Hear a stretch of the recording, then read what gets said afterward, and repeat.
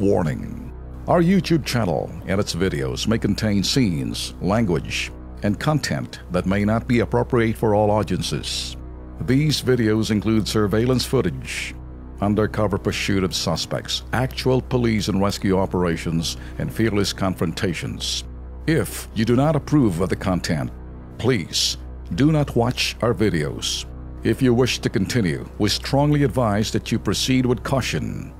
Viewers' discretion is advised. Isang lolang namatay, hindi maipalibing, hinaharang di umano ng funeral homes. Ito, panoorin po natin. Mahal daw ang mamatay, lalo na kung kailangang bayaran sa punerarya, abot langit ang halaga. Ito ang problemang hinaharap ngayon ni Dorotea Del Rosario ng Malanday, Marikina. July 11, 2017, nang pumanaw ang kanyang ina na si Gloria Alcantara. Ang Bonita Funeral Homes ang namahala sa burol at libing ng ina ni Dorotea. Pero ang pangarap nilang disenteng libing para sa kanilang ina, napurnada. Dahil umabot daw sa 45,000 pesos ang halaga na dapat bayaran sa punerarya. At hindi raw matutuloy ang pagpapalibing sa patay hanggat hindi nila ito nababayaran. Dahil sa di umanong pagpigil ng punerarya sa libing ni Aling Gloria, tinungo ng kilos pronto ang Bonita Funeral Homes.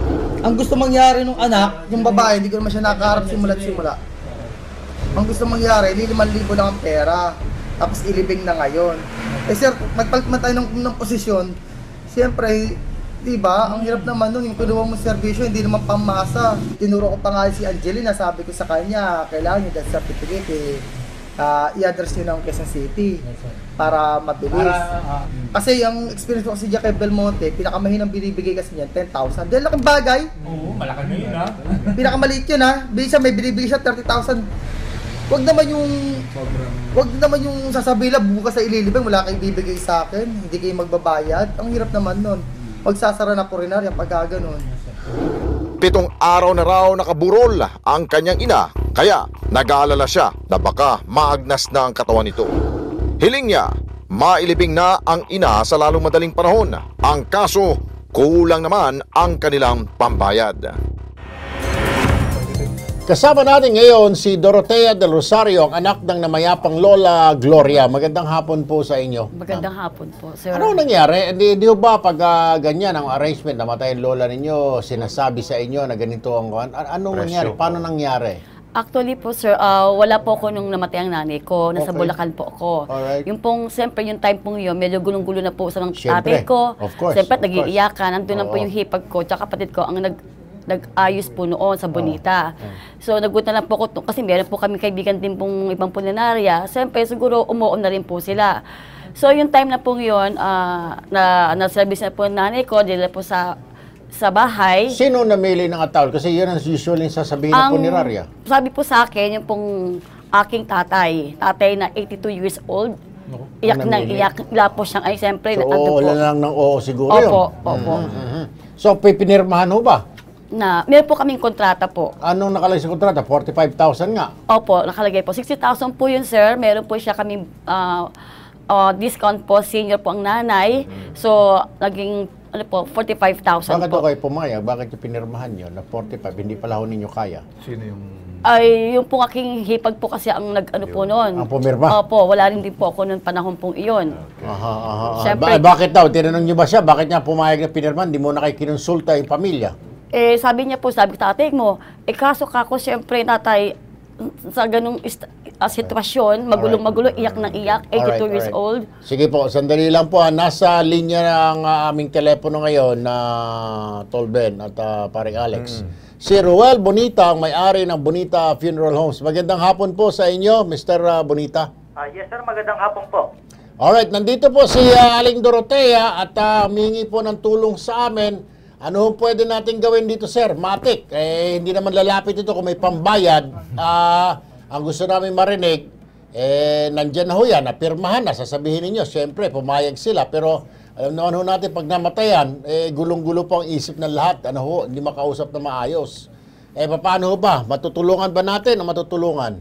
Sir, kayo na nga po, nung nagpunta yung tao nyo, tinanggal ko na kagad ng discount pa na another 3,000. Kaya natitira dyan, 42 na lang. Oo. Tapos ngayon, para maano na rin po yan, sir, isagad pa natin hanggang 2,000 pang another discount para maging 40 na lang. 40. Kasi sir, sa totoo, narinig ko po yung usapan dyan sa inyo ngayon Yes. sa telepono. Oo. Hindi po totoong wala po sa pag-iisip yung tatay nila. Yung nakapag-usap po dyan, si Ma'am Angeline, tapos yung kaharap po yung tatay nila. Nung una nga ho, kung ako magsasamantala, ang pinipili pa nga ho ng tatay nila kagad, yung nasa likuran kong atawal, yung metal, mas malo yun. Ang sabi ko sa tatay, tay, meron pa ho tayo sa taas sa display para makita ho yung muna kung ano yung pinakamababa namin at hanggang sa pinakamahal. Alright. Sir, ko naman po talaga ng maayos. Alright, sir, para ang pagkaalam ko din, para mailibing lang po si Lola, Opo.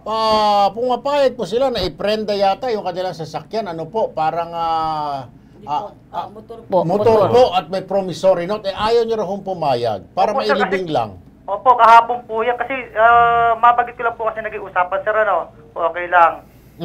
O kasi nag-iusapan dyan, kaya naman si Ma'am Angeline din ang pumapronta nung una pa lang dyan. Kasi nga, sabi niya, ilalapit niya rin sa DSWD. Sino ba si Angeline? Sino ba ito? Manugang po. Manugang. Opo. Okay. Sabi ko naman, sir, sa akin naman walang problema kahit na ibigay niyo sa akin yung mga galing na tulong galing sa mga gobyerno. Diba, DSWD, binibigay naman po niya this guarantee letter. Walang problema sa akin yun. Sabi ko, hindi pa ginagawa kontrata na, sabi ko sa kanya, kaya lang, bago po yan ilibing, kailangan yung guarantee letter, maibigay niyo sa akin. Hindi naman po kasi pwede na sasabihin nila na mga sumunod na araw sila na pupunta dito. Kagaya kahapon, kesyo 5 Sir, yung promissory note ba, hindi sapat yun? Promissory note? At meron pa kasi na sinasabi na ang gagarantiyan nila yung motorsiklo? Hindi ba sapat yun? Sir Ben, pasensya na po. Pero sa totoo lang kasi, sir, sa dami na rin nunang nangako sa akin, hindi naman po talaga bumabalik. Kaya nga po ang paikipagtulungan ko sa pamilya, simula pa lang, hindi ako nagkulang kay Mama Jill, lagi ako nagpapalap. Sabi ko, eto requirements, kung lalapit kayo sa DSWD, lakarin niyo na to. Sabi ko ganyan sa kanila, kasi sa totoo, meron naman talagang binibigay na tulong. Kung nilakad nila, simula, meron na naibigay sa kanila, kaso hindi naman nila nilakad. So hanggang doon na lang ho sa 40 mil, sir. Dali lang dahilan, sir. Pwede pa. Kung hanggang saan Pwede ko pang pa bawasan. kayang iyan, Sige, bawasan niyo po. Sir, hindi naman bakit yung ginawa nilang serbisyo. Kasi ho, sir, kung titignan ho din natin, dapat to sa negosyo ho ninyo, Apo. kami ho, yung aming, nung ang mamatay pong aming ama, lahat po kami magkakapatid, gulong-gulong isip. Kaya yung naglakad po ng libing ng tatay ko, manugang din ho, ano po, in-law lang. So kaming lahat nakapokus sa aming tatay, lalo na ito, nanay ho nila, namatay, gulong-gulo. Tapos yung tatay na 82 years old, ano naman ho yung maisip ng 82, tapos manugang, akala siguro na manugang, mayaman yung napangasawa ho niya, hindi naman pala ho ganun pala kayaman, sir. So, dapat to naintindihan ho ito, lalo na ho kayo, meron kayong mga liway na binibigay. Hindi sa nanghihimasok at tinuturuan kayo, sir, ano? Pero dapat po pag ganito, bereavement, oras po ng may patay po, lalo na immediate family, masakit ho yun Pagluluksa. Oo, hindi naiisip yung gastos, sige lang na sige, larga. Hindi po itong unang panahon, kami ho marami na kami na-encounter na ganito through the years na mga ganitong problema. Ang sasabihin ng namatay, pasensya na po kasi gulong-gulo po kami isip, which we understand. Dapat to naintindihan ho ninyo. Hindi ho sa pinasinisermonan kayo, sir. Ang pinapakiusap ko lang, sana bigyan ho ninyo ng liway. Ngayon, nakikiusap po tayo, baka pwedeng bayaran ho yan. Ay, bawasan. Sige po, sir. Kung gusto akong isasagad natin hanggang 35 na lang. Huwag naman po sana nilang utangin. 35. Roel, alam ko ginagawa mo lahat na magagawa mo. Naintindihan ko dahil negosyo yan. Meron bang pamamaraan na kapareho niyan sa mga... Meron kasi ako naririnig na kuminsan parang yung ginamit na taol na parang dina-downgrade na lang, i-donate uli, na parang mabigyan na lang ng ibang klaseng ataol. Pagkatapos yun na lang yung ginagamit pang libing. Tapos yung ginamit niya or kung merong iba parang ina-upgrade uli, magagamit niya uli sa murang paraan. kasi parang dito, nakikipagtulungan ka naman eh. Nakikita ko yung willingness mo eh. Opo, Kami sir. naman, gusto rin namin makatulong na win-win. Pwede bang i-downgrade natin yung kabaong? Yun. Naku po, sir. Hindi namin pa po kasi pwede. Hindi na pwede, solid dahil- hindi na po pwede. eh. Oo, na ano na kasi, no? Ganun Ganito ba? lang, sir. May idea ako. Ganito Okay, na lang. sige. Paano? Kung hindi magmamaday pamilya, kasi sa totoo, kanina, nag-aalala rin ako dahil pang 8 days na. Pinapunta ko Alright. po yung mother nila. Okay. Kahit hindi ko sila nagpupunta ngayon. Pina-check ko, pina-retouch ko rin. Wala hong charge yun. Alright. Total, na-recheck ko uli ngayon. Bakit hindi ho nila munang yung napag-usapan namin ni Ma'am Angeline kasi may binibigay naman tulong ang DSWD. Lakarin mo muna nila kasi nandiyan naman po lahat ng requirements na yata sa kanila. Okay. Pwede naman nila schedule ng linggo. Alright. Hindi, ako na... Para makita po muna nila kung ano yung may bibigay pa rin tulong. Tapos kabila, meron daw po silang motor. O sige po, granted. Pero pwede naman po nilang isalya muna sa ibang tao na lang. Yung wag na lang po sa amin kasi mas kailangan din po namin siyempre yung panuporta po sa Siguro ating ganito, namin. ganito na lang, Ruel. Gagawa tayo siguro ng paraan kung off the air na matulungan na lang to.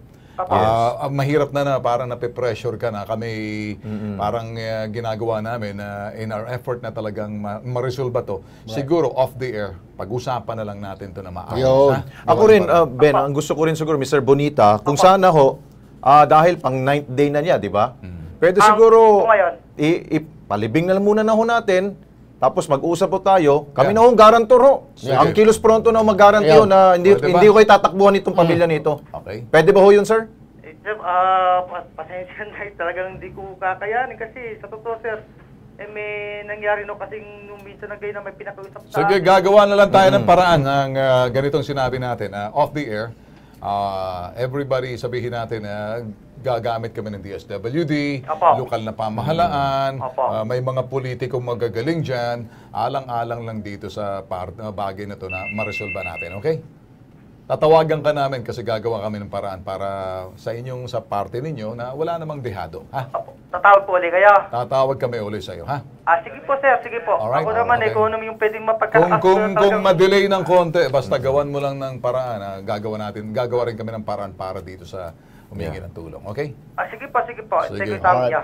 Alright, maraming salamat sa iyo, Roel Bonita. Ma'am, ganun lang gagawin. Lalapit ho tayo, tama si Tolben.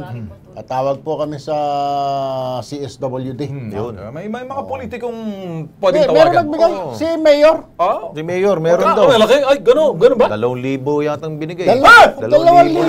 Ano yan? Pangmaruya? Bibigay mo ka na magbigay. Mayor ba siya? Mayor ng Marikina? Mayor na Marikina. Marikina ka ba? Akala ko Mayor ng Burundi o Swahili. Mayor, baka pwede nyo dagdagan ng 0. Gawin yung 20,000. Ikaw naman, Mayor naman. Diyos ko po naman. Ang laki naman ng pondo. Kung ibibigay mo sa kalukadidang yan, baka isampal pa sa'yo. Diyos ko po, huwag ganon. Okay, sige. Dagdag na konti. Gawa na ho natin ang paraan yan.